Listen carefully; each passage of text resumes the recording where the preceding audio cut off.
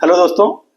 तो आज हम जिस कंपनी के बारे में डिस्कस करेंगे, बहुत ही शानदार ग्रोथ आई उसका क्वार्टरली रिजल्ट में। क्वार्टर फर्स्ट का भी रिजल्ट आया है और उनमें लगभग 140% की ग्रोथ आई। 140% के रेट से लोग ग्रो कर रहे हैं। एक एक्सट्रीमली ग्रोइंग कंपनी है एंड एक्चुअली एक एल्युमिनियम फॉयल बनाने वाली कंपनी है।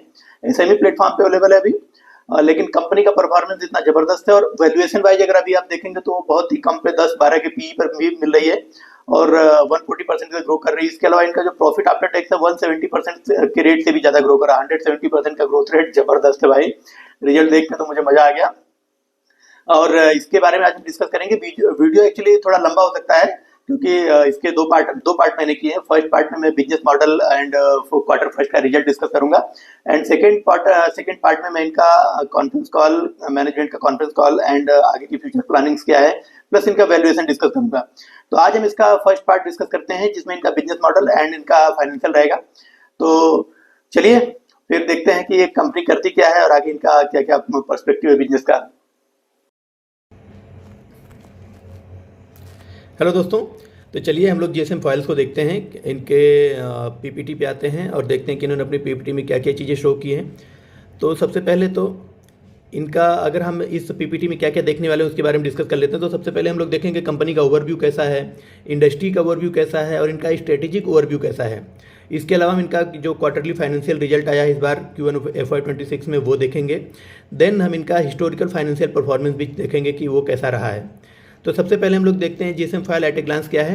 तो 2019 में कंपनी स्टैब्लिश हुई थी जीएसएम फाइल्स एंड ये स्पेशली जो काम करती है इनका, जो अगर आप बिजनेस मॉडल देखेंगे तो ये लोग blister files and aluminium pharma files बनाते हैं फार्मास्यूटिकल इंडस्ट्री के लिए। ब्लिस्टर फाइल्स क्या होता है, वो जो आप लोग कैप्सूल और टैबलेट्स आप देखते हैं ना, एक प्लास्टिक कोटेड एक ऐसा शीट रहता है जिसके अंदर कैप्सूल्स रखने के लिए जगह रहती है, उसके ऊपर एल्यूमिनियम फॉयल की कोटिंग रहती है जो उसको सीलिंग की जाती है एल्युमिनियम के फाइल से, उसे ब्लिस्टर बोलते हैं।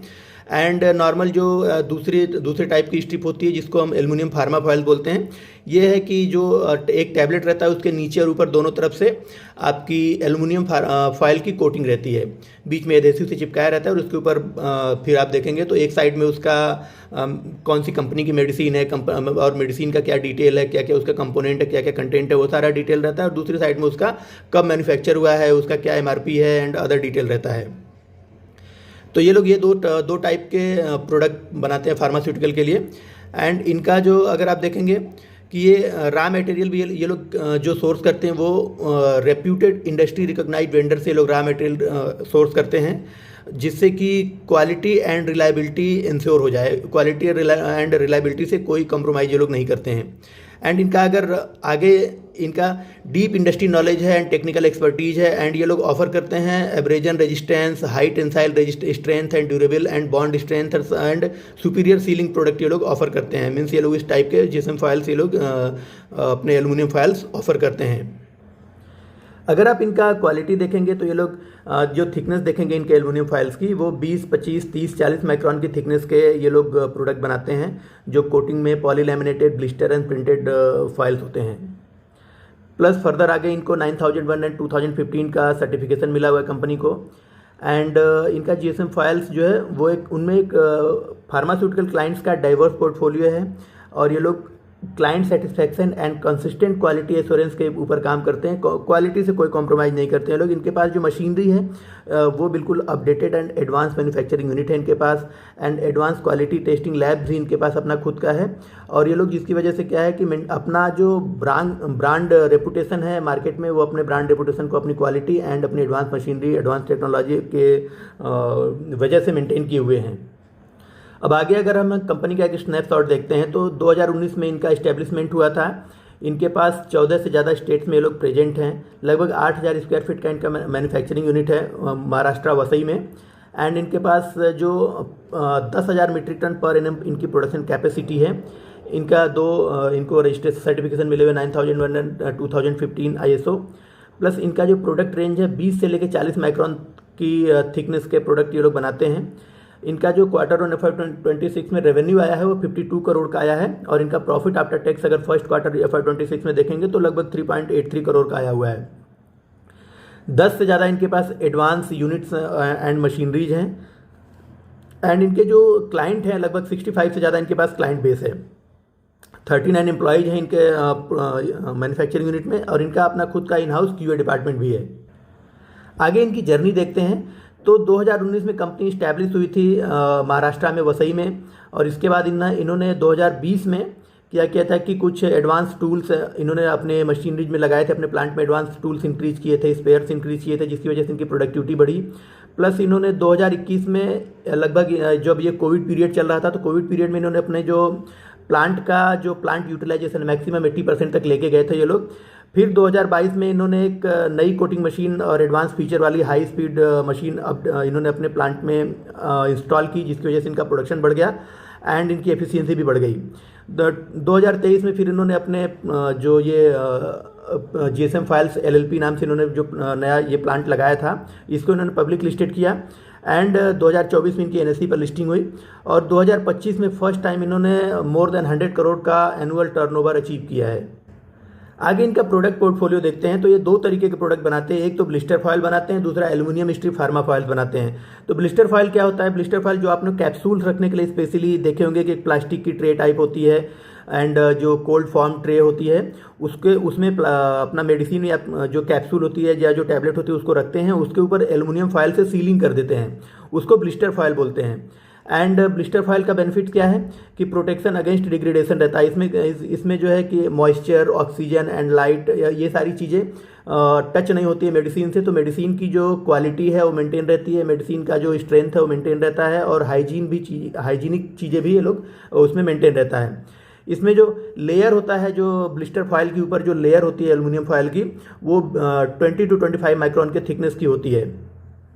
और जो दूसरा प्रोडक्ट है इनका aluminium strip pharma foil. Aluminium strip pharma foil क्या होता है कि नीचे और ऊपर दोनों तरफ एल्यूमिनियम की स्ट्रिप होती है और बीच में मेडिसिन रहती है, आइदर वो कैप्सूल हो, आइदर वो टैबलेट हो, आइदर वो लिक्विड हो, तो वो बीच में रहता है और दोनों तरफ से एल्यूमिनियम की जो सीलिंग रहती है, कोटिंग रहती है।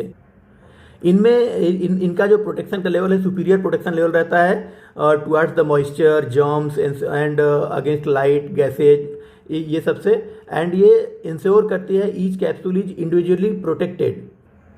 स्पेशली इनका यूज लाइट प्रोटेक्शन के लिए किया जाता है, क्योंकि आप जो कैप्सूल देखते हो, आप जो प्लास्टिक की जो कोटिंग होती है, प्लास्टिक की जो ट्रे होती है जिसमें कैप्सूल रखे रहते हैं, वो आपका मॉइस्चर एंड एयर इन सारे चीज़ों से तो प्रोटेक्ट रखता है, लेकिन लाइट से प्रोटेक्ट नहीं रखता है। धूप में तो आएगा तो उसको धूप से कॉन्टामिनेशन होता ही है, लेकिन ये जो एल्यूमिनियम की स्ट्रिप फार्मा है, इसमें आपका लाइट के लिए स्पेशली जो ऐसे मेडिसिन्स जिनको कि आपका सेंसिटिव होते, लाइट सेंसिटिव होते हैं, उनको पैकिंग करने के लिए एल्यूमिनियम स्ट्रिप फार्मा फॉयल से यूज किए जाते हैं।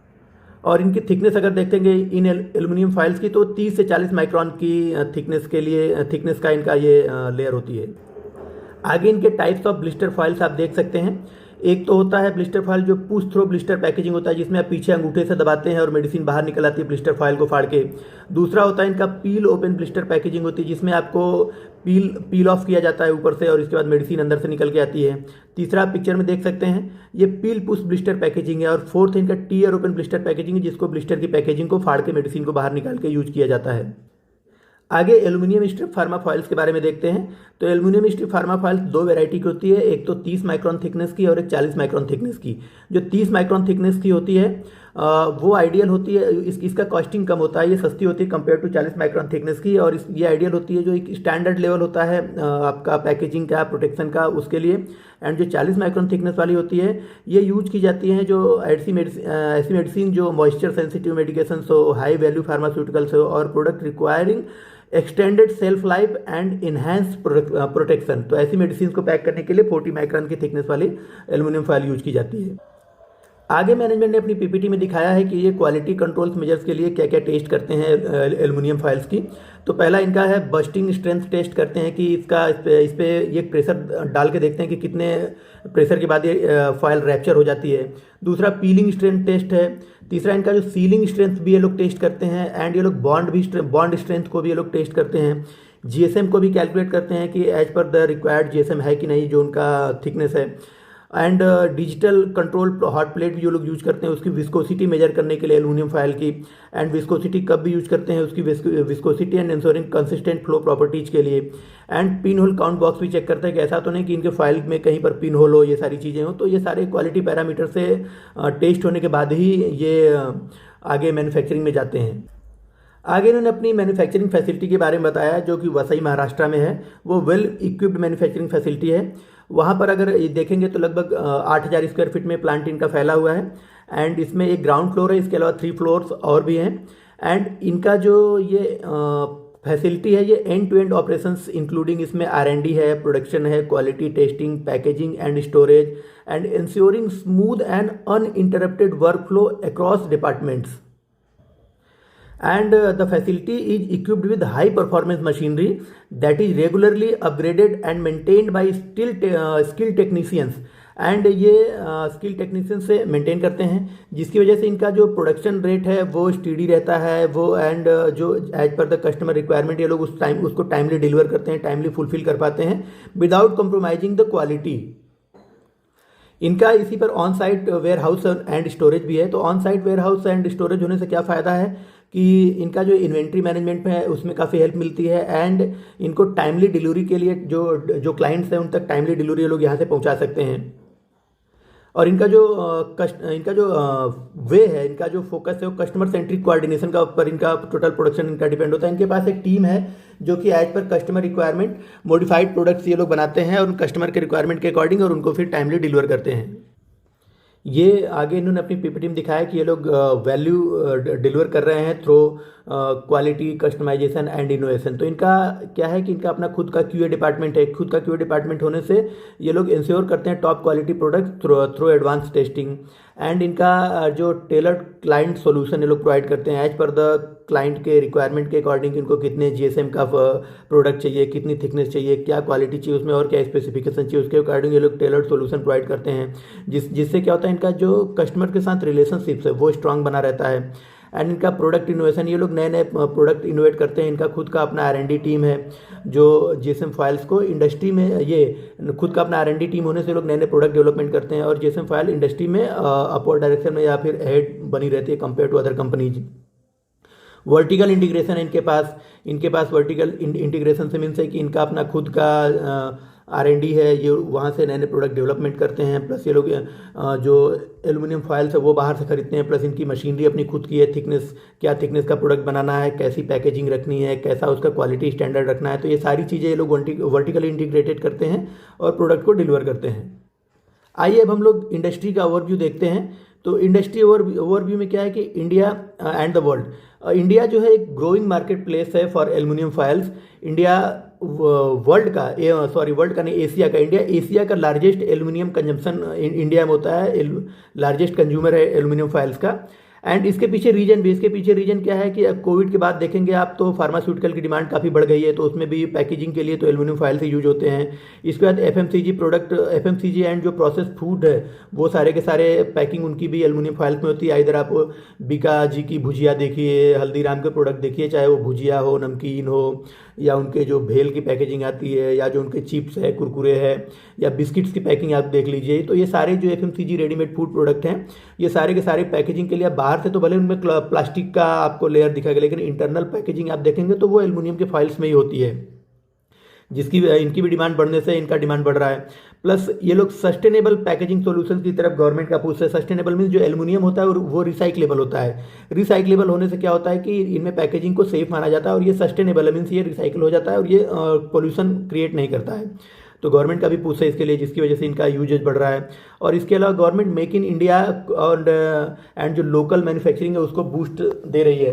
तो और ये लोकल इंडियन मैन्युफैक्चरर हैं, तो इसकी वजह से भी इनका प्रोडक्शन बूस्ट हो रहा है। प्लस इनको गवर्नमेंट की इंसेंटिव्स मिलते हैं, इनको उसका गवर्नमेंट से इनको बेनिफिट भी मिलते हैं।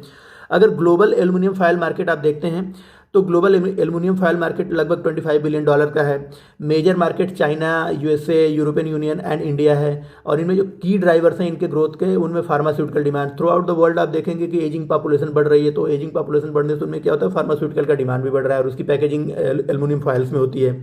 सस्टेनेबिलिटी पुश, एल्युमिनियम जैसे एल्युमिनियम क्या रिसाइक्लेबल है, तो पूरे वर्ल्ड में इसको पुश मिल रहा है, इसको बढ़ावा मिल रहा है इसमें पैकेजिंग को। प्लस जो फ्लेक्सिबल पैकेजिंग गेनिंग शेयर है उसमें भी वर्सेस रिजिड प्लास्टिक, जैसे जो प्लास्टिक की पैकेजिंग है वो देखेंगे तो वो प्लास्टिक का पैकेजिंग से जो सारी पैकेजिंग इंडस्ट्री शिफ्ट हो रही है जो एल्युमिनियम पैकेजिंग है उसकी तरफ। And export opportunity, India emerging एक की एक्सपोर्ट है फॉयल बेस्ड फार्मा पैकेजिंग का। प्लस इंडियन की अगर आप पैकेजिंग इंडस्ट्री देखते हैं तो वो लगभग 27% के CAGR से उसमें ग्रोथ हो रही है। और इंडियन फार्मास्यूटिकल मार्केट अगर आप देखेंगे तो 2021 में $42 बिलियन की इंडस्ट्री थी, जो अभी 2030 तक एक्सपेक्टेड है कि बढ़ के $130 बिलियन की इंडस्ट्री बन जाएगी। अगर आप estimated global aluminium foil and use distribution अगर आप देखते हैं तो फार्मास्यूटिकल पैकेजिंग में लगभग 40% एल्यूमिनियम फॉयल यूज होती है, फूड एंड बेवरेजेज में लगभग 10% एंड 50% इंडस्ट्रीज जो वायर एंड केबल इंडस्ट्रीज होती है उनमें यूज होती है। आप देखेंगे कि इंडस्ट्री में भी टेलविंड चल रही है एल्यूमिनियम फॉयल के लिए। तो एल्यूमिनियम फॉयल अगर आप इंडिया में देखेंगे तो rising pharmaceutical export from India से एक्सपोर्ट फार्मास्यूटिकल का बढ़ रहा है। FY23 में हमने $25 बिलियन का ऑलमोस्ट हमने मेडिसिन या फार्मा प्रोडक्ट्स हमने एक्सपोर्ट किए थे 200 से ज़्यादा कंट्रीज में। और एल्युमिनियम फॉयल जो फार्मा है, फार्मा प्रोडक्ट्स को पैक करने के लिए एल्युमिनियम फॉयल सबसे प्राइमरी चॉइस होता है लोगों का, क्योंकि उसमें कंटामिनेशन प्लस हाइजीन दोनों ही प्रोटेक्टेड होता है। एंड अगर आप देखेंगे तो ड्रग्स एंड OTC का जी मार्केट बढ़ रहा है। OTC मीन्स क्या होता है? ओवर द काउंटर, ऐसे प्रोडक्ट्स, ऐसे मेडिसिन जो आप बिना किसी गवर्नमेंट या बिना किसी डॉक्टर के प्रिस्क्रिप्शन के आप सीधा मेडिकल स्टोर से परचेज कर सकते हैं। तो इंडिया का जो वर्ल्ड का जो 20% जेनेरिक मेडिसिन है वो इंडिया से सप्लाई होता है। तो और इंडिया में आगे आने वाले समय में भी इंडिया सबसे ज़्यादा जेनेरिक मेडिसिन सप्लाई करता रहेगा। तो इसकी वजह से आप देखेंगे कि इनका ग्रोथ भी ग्लोबली इनका ग्रोथ में भी आपको इंक्रीमेंट देखने को मिलेगा और ये पुश भी इनको मिलता रह रहा है, जिसकी वजह से आगे GSM फॉयल का बिजनेस आगे भी ग्रो करता रहेगा। Regulatory push for tamper proof barrier grade packaging, अलग अलग कंट्रीज जो है, चाहे वो US हो, यूरोपियन यूनियन हो या WHO हो, इन सब के जो SOPs हैं, इनके स्टैंडर्ड ऑपरेटिंग प्रोसेसेस में ये लोग एल्युमिनियम फॉयल को ही प्रीफर करते हैं अपने फार्मास्यूटिकल प्रोडक्ट की पैकेजिंग के लिए। आगे innovation in drug delivery, rise in blister packaging. पहले जो मेडिसिन होती थी प्लास्टिक पैकेजिंग में, प्लास्टिक की बोटल्स में पैकेज होती थी, तो प्लास्टिक पैकेजिंग से सारा का सारा शिफ्ट अभी एल्युमिनियम पैकेजिंग की तरफ मूव हो रहा है, क्योंकि एल्युमिनियम पैकेजिंग ज़्यादा बेटर कंपैरेटिवली प्लास्टिक हाइजीनिक, उसमें हाइजीन ज़्यादा बेटर वे में कंप्लायंस हाइजीन का अटेंड होता है, प्लस एज वेल एज उनका जो क्वालिटी है, जो स्ट्रेंथ है मेडिसिन का, जो स्पेसिफिकेशंस है, वो भी कंटामिनेटेड नहीं होती है। And biosimilar and biologics boom. तो इंडिया में बायोसिमिलर एंड बायोलॉजिक्स होता है क्या? मीन ये लोग ये जो हैं वो हाई वैल्यू ड्रग प्रोडक्ट होते हैं और इनकी पैकेजिंग के लिए जो प्राइमरी पैकेजिंग के लिए प्रिंटेड एल्युमिनियम फाइल्स को यूज किया जाता है। तो इनका भी बूम हो रहा है। इसमें अगर आप देखेंगे तो ये 22% के CAGR से बढ़ रहा है। तो ये सारे इंडस्ट्री के टेलविंड्स थे, ये सारे फैक्टर थे जिनकी वजह से GSM फाइल्स को आगे भी अपना बिजनेस काफ़ी तेज़ी से ग्रो होता हुआ दिखता है। एंड ये जो सारे टेलविंड्स हैं ये अभी लॉन्ग टर्म तक रहने वाले हैं, ये शॉर्ट टर्म में अभी ख़त्म नहीं होने वाले हैं। अगर इनका स्ट्रेटेजिक ग्रोथ रोड मैप अगर आप देखते हैं तो देखिए कि ये लोग जियोग्राफिकल एक्सपेंशन कर रहे हैं, नई नई जियोग्राफीज में लोग अपने एक्सपोर्ट बढ़ा रहे हैं, नई नई कंट्रीज को एक्सपोर्ट बढ़ा रहे हैं। एंड इंटीग्रेटेड ग्रोथ स्ट्रेटेजी इनके पास मीन्स ये लोग सिर्फ एल्युमिनियम बाहर से लेते हैं, रॉ मटेरियल बाहर से लेते हैं, इसके बाद ये लोग सारा अंदर उसकी क्या थिकनेस का प्रोडक्ट रेडी करना है, कैसे पैकेजिंग करना है, आपका ब्लिस्टर फॉर्म में करना है या एल्युमिनियम फॉयल फॉर्म में करना है, ये सारी चीज़ें लोग इंटीग्रेटेड ग्रोथ स्ट्रेटेजी है, तो सारी चीज़ें खुद प्रोवाइड करते हैं। प्लस इनके पास कुलिनरी सॉल्यूशंस हैं एज पर टेक्नोलॉजिकल एडवांसमेंट, इनके पास है लेटेस्ट मशीनरी है, एडवांस अप टू डेट इनके पास टेक्नोलॉजी है। And Tier 2, Tier 1, Tier 3 cities में ये लोग अपना प्रेजेंस बढ़ा रहे हैं। इसके अलावा अगर आप देखेंगे इनके पास स्ट्रेटेजिक एक्विजिशंस कर रहे हैं लोग, ऐसे एक्विजिशंस कर रहे हैं, आगे आपको पता चलेगा इनके कॉन्फ्रेंस कॉल में, नए नए प्लांटों को ये लोग एक्विजिट कर रहे हैं और अपना बिजनेस एक्सपेंशन बढ़ा रहे हैं। प्लस ये लोग टेलर्ड सॉल्यूशन प्रोवाइड कर रहे हैं कस्टमर को। तो ये सारे ही इनके आप देखेंगे कि स्ट्रेटेजिक ग्रोथ रोड मैप है, जिसकी वजह से आपको GSM फाइल्स का बिजनेस आगे भी कंटिन्यूसली सस्टेन करता हुआ दिखेगा।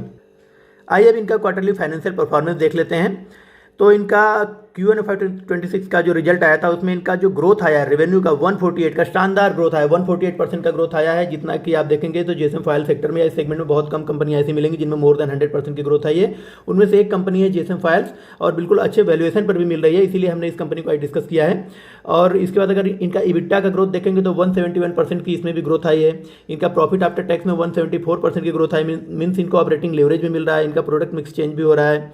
एंड इनका जो सेगमेंटल बाइफर्केशन अगर आप देखते हैं कि ब्लिस्टर फाइल से इनको 65% रेवेन्यू आया है, 35% रेवेन्यू इनको फार्मा फाइल से आया है। प्लस इनका EBITDA मार्जिन भी लगभग 1% से बढ़ गया है और इनका जो पैट मार्जिन है 0.72% से बढ़ गया है। इनका पैट मार्जिन जो पहले 6.65% हुआ करता था अभी बढ़ के 7.37% हो गया है। और जो इनका इबिट्टा मार्जिन पहले 10.24% हुआ करता था अभी बढ़ के 11.2% हो गया। तो मतलब ये लोग फाइनेंस के सारे पैरामीटर पे शानदार ज़बरदस्त इनका परफॉर्मेंस रहा है। क्वार्टरली इनकम स्टेटमेंट इन्होंने अपने नेक्स्ट पीपीटी में शो किया हुआ है। तो रेवेन्यू फ्रॉम ऑपरेशंस में 147% की ग्रोथ आई है। आप देखिए इसमें क्वार्टरली अगर देखेंगे क्वार्टर वर्सेस क्वार्टर तो 14% की ग्रोथ आई है और ईयरली इनका 147% की ग्रोथ आई है।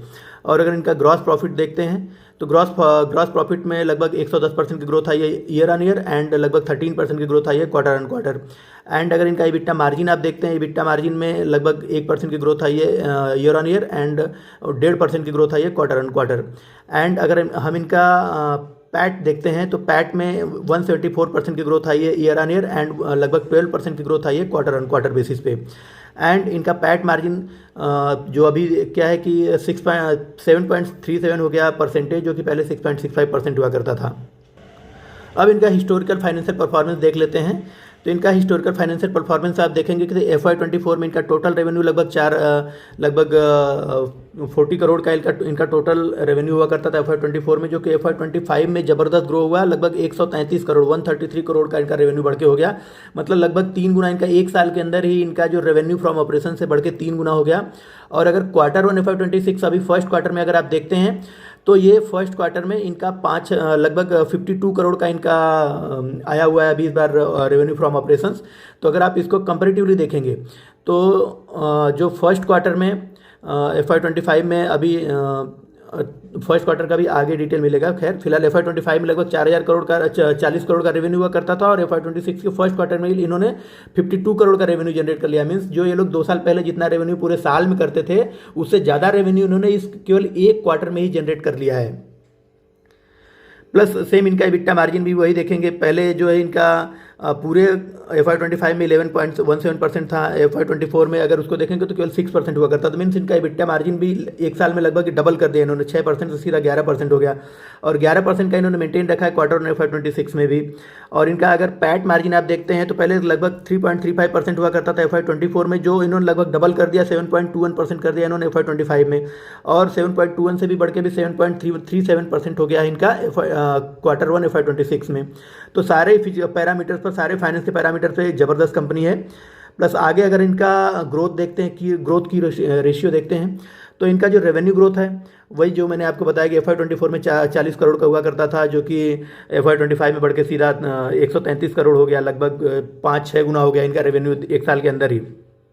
सॉरी 5-6 गुना नहीं, 3 गुना हो गया, ऑलमोस्ट 3 गुने से ज़्यादा हो गया।